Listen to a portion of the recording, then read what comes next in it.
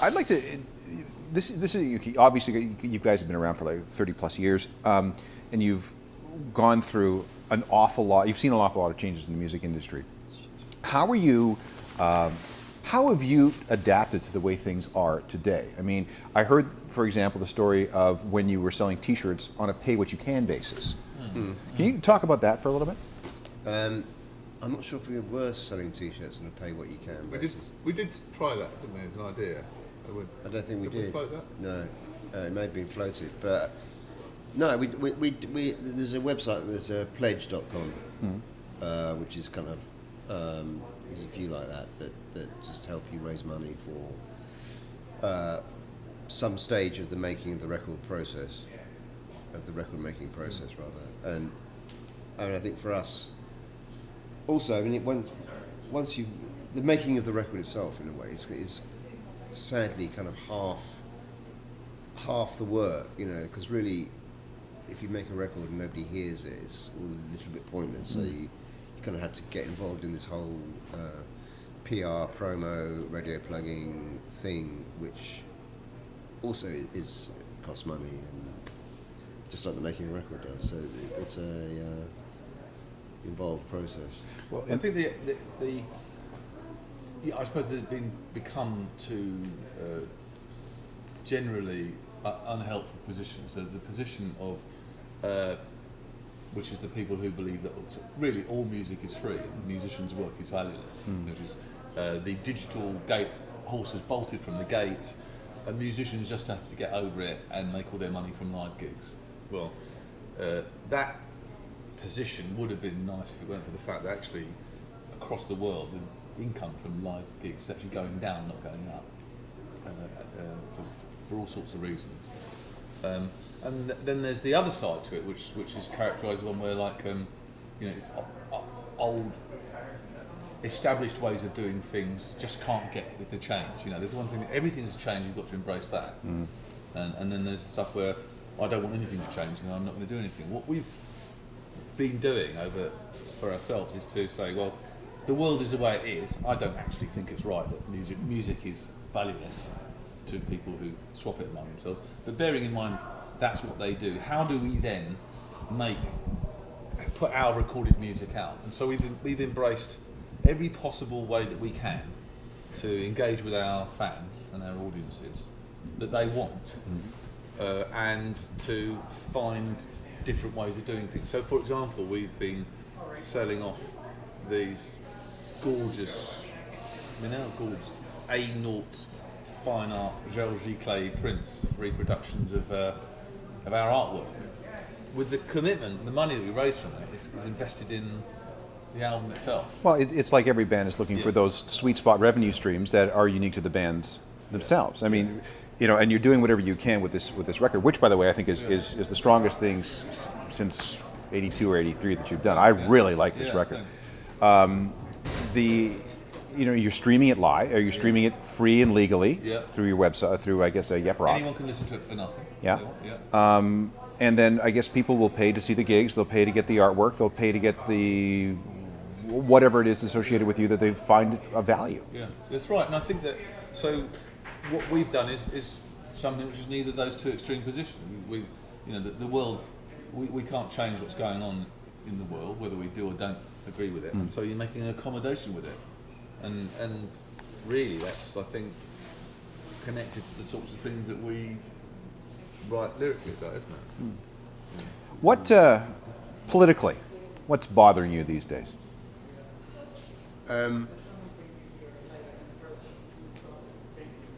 It's the funny thing is about going forward is I'm not sure to what extent it's always a kind of the question is always what do we mean by politics really, and in what way does Gang of Four engage with politics, and in what way is Gang of Four a political band? All right, let me rephrase then.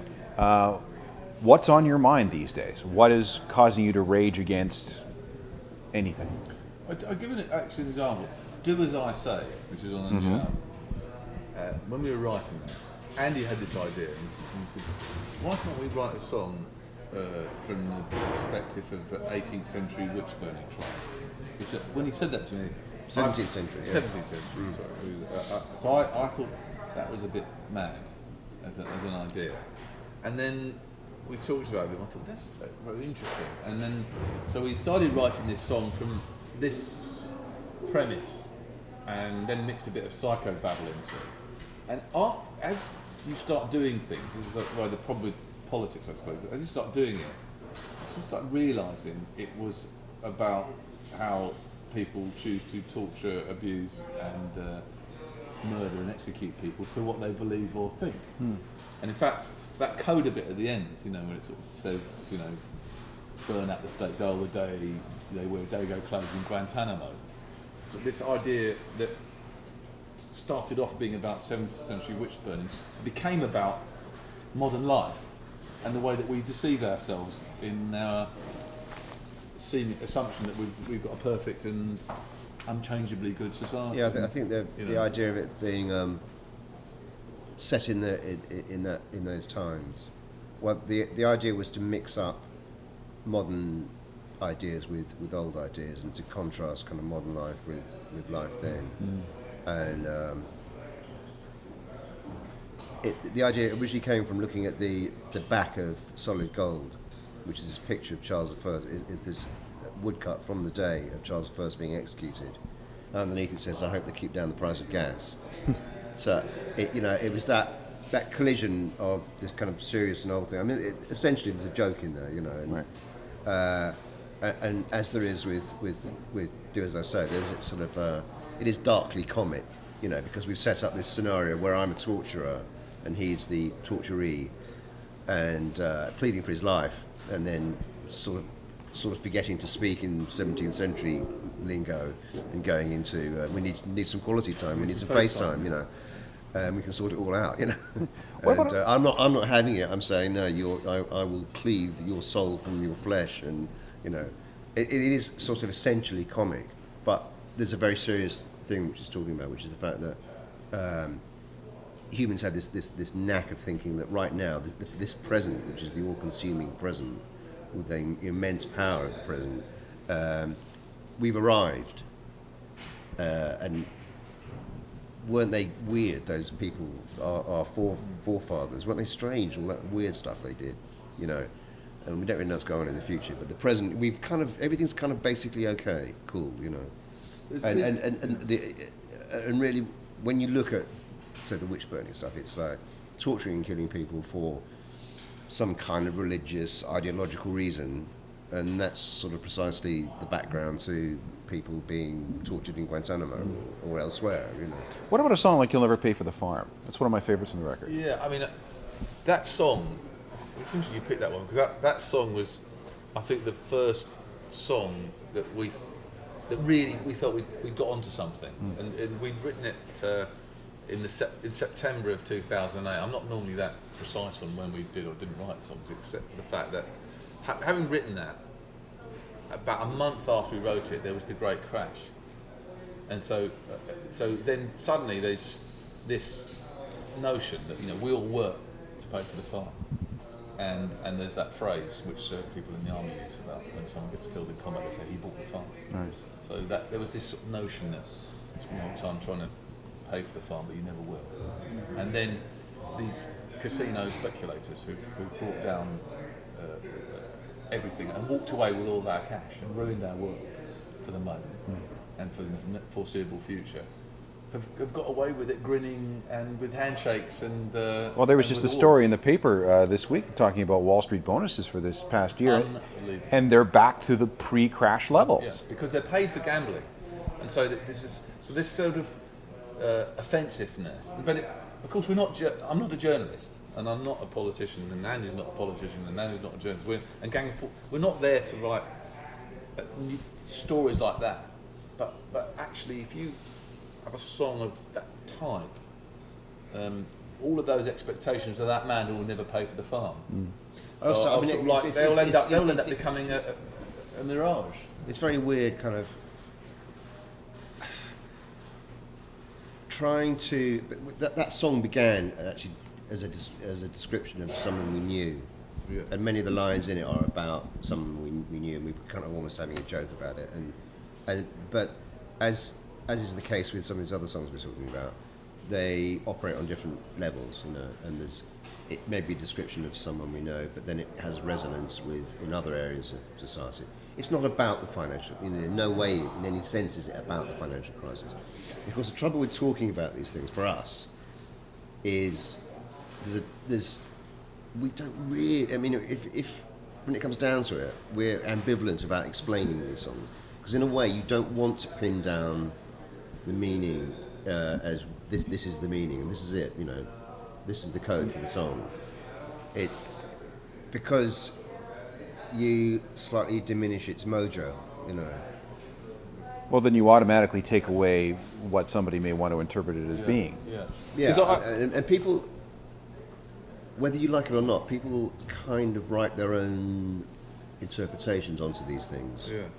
And I think that's essentially a good thing, you know. And I think it's because it is part of a conversation, and it's not you know a carved in stone. This is it. This is the point of view, and agree with me or don't agree with me. It's just a conversation. What's it? You know, we got fantastic audience, fantastic fans who have notions about what we do that surprise me quite a lot of the time. You know, I meet people and they say, "Well, that's what you're about. That's what you're not about." And the ones that I find most interesting, sometimes, I mean, we were invited. It was very flattering up to Leeds. The music college ran a whole day of seminars of people who'd written their PhD dissertation papers about our work, and they had the whole day was it. And we went up there, and at first, I thought it was intrinsically comical that people had written 50,000 words on the non-sexist guitars tuning of Van Gill or something like that. And they were very serious papers. I sat there listening to them, you know, starting off with a slight raised eyebrow and wondering what a curious world it was. And then I was listening to it, I'm thinking, I think this guy's got a point. And because of course we're unreliable narrators. I mean, you don't really know often where you're going with something until it's done, and then it's sort of published out there, and then you get quite a sense of it meaning something. You know, like that song Cadillac that we did years ago. That's a really good song. I read some. Well, it's a great song. Yeah, Cadillac. We're redoing it at the moment. We're redoing it in a new form. Yeah. Okay. Because we don't think we got it the first time. The words were great, but the music wasn't. It was was wrong. But there was an essay about, wasn't there? There was something that was Was really. it? Yeah, About it was Cadillac? really, yeah, and it was really interesting. I was thinking, I think you're right. I think I do remember something and I about was thinking, I had no idea that was what it was about. But Well, I'll tell you, You know, but really- that happens quite a lot. Yeah. It happens. The Japanese guy that interviewed me oh yeah, said, which is a line I've now adopted, but he thought of it, which is like you know the songs on the content, they're like glass boxes where you can see the machinery inside. Yes, you're right. You know, it's kind of like because the songs, because they're not layered and they are deliberately trying to show you how they're made. You know, and he put it in such a good way.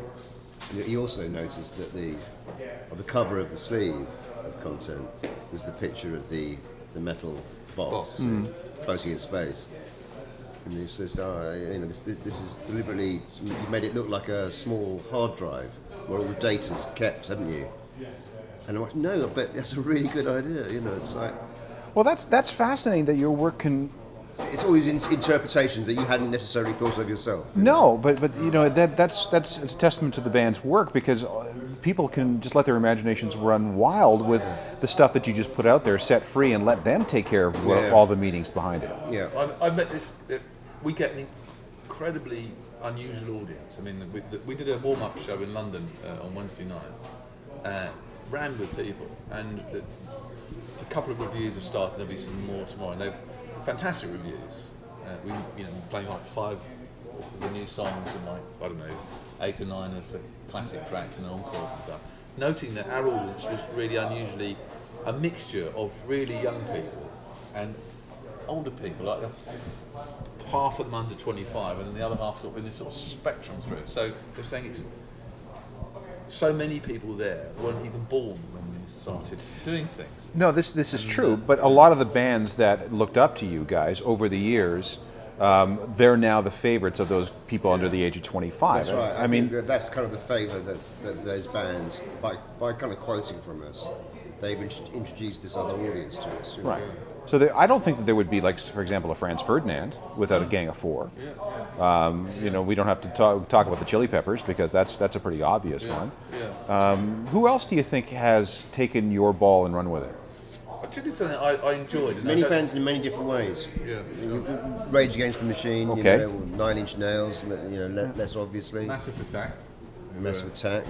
I wouldn't have thought of Massive Attack, but now that you mention it, Well, it's kind of, they base it on... Yeah, I mean, I'm just predicting them. We did a gig at the. There was a Meltdown festival two years ago. they've been quite... When we bump into them, they're quite sort of sheepish about it. Like, they admit it and sort of like, can I buy a drink, you know? Yeah, they curated Meltdown and they asked us if we wanted to play the Royal Festival Hall in London, which is obviously a very prestigious venue. So we said we would, and the Massive Attack boys came by afterwards and said, "Oh, you and Andy, you know, so you never tried to sue us, did you?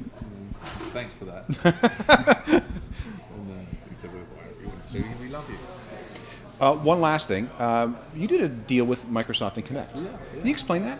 Yeah, it's one of those things. I mean, if you'd said to me a year ago, like a dream scenario for the use of the song "Natural's Not In It," where you have a track, the first lines of which is "The problem of leisure, what to do for pleasure," and you can get the first 10 bars of it in that commercial, that would be, I'd have almost paid money to have had that on it. And it's just like back in the olden days when we signed to EMI Records, because our music makes most sense when it's doing that type of thing. We've been very, very picky about where our music is used, but it's quite interesting to me because it's a fantastic use of the song, and to me it's just as fantastic as the use of the very same song as the title music for Marie Antoinette. And Natural's Not In It was the title music for Marie Antoinette. And I think if I had to choose between the two of them, I'd go Xbox any day of the week. I think because the kind of the neuroses behind consumerism as a sort of activity is something which has kind of interested us at various times, and I think it's a great context for that song to be put in. I mean, it is, as John says, it's like you kind of couldn't design a better context to have that bit of music used. Yeah. But I mean, it's because it kind of resonates, you know. It's sort of. I think some people were sort of bothered by it because because it's Microsoft, you know. So it's like, you know, big corporate giant. But we describe the world realistically as it is. And that's what we were doing when we signed to EMI, and that's kind of what we're doing when we're allowing our music to be put onto Xbox Connect. I think that, take it away from that specifically, that the idea that there are good global mega corporations, like, I don't know if you've got an iPad there. Apple, people love Apple because they've been so suckered into its design values and its polish and its sheen, despite all of the designs being lifted from Braun in the 60s. Right. And despite the fact that it's a totally authoritarian and rigid closed shop. That's cool though, because it's got GarageBand on it. But Microsoft, which is boring, they're both equally the same. They're both equally cool or uncool or oppressive or not oppressive. But actually, we as human beings, their own thing in it. And so, again, thinking about what you can choose to do, to choose to engage in the world or not. And actually, and I respect people who want to decide to go and live off in the Pacific coast among the forests and the hidden trees and never use microphones like you do, or never download a song from iTunes. But there's no difference between downloading a song on iTunes or using a peer-to-peer network. Any of those people who might criticise that, where does their technology intermediary come into this game, and why is that any different?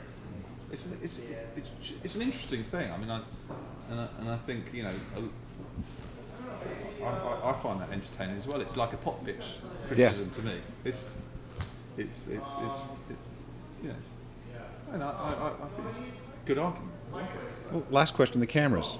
Why the cameras? Oh, this is just a fluke that we both got them on today. Yeah, that's odd, isn't it? Yeah, no, it's, we've been just taking pictures, you know. We both We years ago, because we're both a couple of old art students, and used to spend many happy hours in the dark room In a dark room with actual film. with actual film. I'm talking about years ago, obviously. in the olden days. But I kind of miss that slightly now, because people took more care over each picture you took, because it was a piece of film, and you're going to have to put Oh, and some there was work- one copy. Yeah, and you're going to have to put some work into it. Also, And, what we haven't done very much, and again, part of at the beginning, you said, "What's it like to be a musician?" Is among the many things you have to do. Making the album, as Andy said, is only half the job. The other side to it is to continuously make sure that you look after your audience. I mean, it's much more. I don't want to use the word family, because my experience with families is they're pretty dysfunctional. But I mean, it's a tribe, and people are interested, and we're trying to take really good records of what we do and give them away. So what's it like to be in dressing room of the next 30 days? We're doing 30 shows.